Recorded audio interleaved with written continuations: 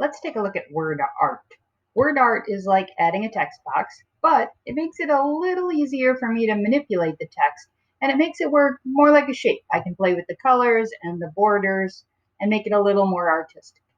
So instead of coming up here to a text box, I'm going to go to Insert, and then I'm going to go down to Word Art. And I'm going to just type in this box, and I don't change the font or the size or anything. I'm just going to type in what I wanted to say. My pet dinosaur. Now notice down here it says use enter to save. So if I hit the enter key on my keyboard, it's going to save what I wrote. If I want to go down and write another line, I have to put shift enter. So I'm going to hold the shift button down and I'm going to tap enter if I want to add a second line of typing. Okay? But I don't. I just want to talk about my pet dinosaur. So I'm just going to hit enter to save that. And it's going to put it in. Pretty boring, pretty straightforward. But here's where I can manipulate or change around my text. First, choose my font. That's always a fun place to start. What looks dinosaurish? Let's try this one. I can work with that. My pet dinosaur. Now, notice I'm moving it around a little. There's my red line to tell me it's centered. I can move it around later too if I don't like that. I can make it bold. I can still use my italics. I don't like that, but I do like the bold.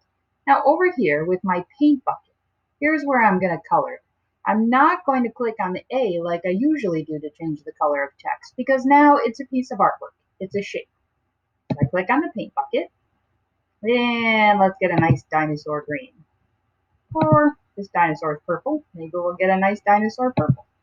Or I can do all of those fun custom colors that I've done before. Let me slide this slider over into the purple range and then move this little dot to a purple I like. I'm going to go with that one. Okay, there's my custom letter color. Here's my border. Let's make my border, how about a dark blue? And here is my border size. Remember, border weight is my border size, just like on the other shapes. Let's make it about a 3. Here we go, my pet dinosaur. And again, I can change the border to any of these artistic styles. Don't like that. I like the solid line. Here's where we have a good time changing the size. Sometimes I want my writing to fit in just a very specific spot.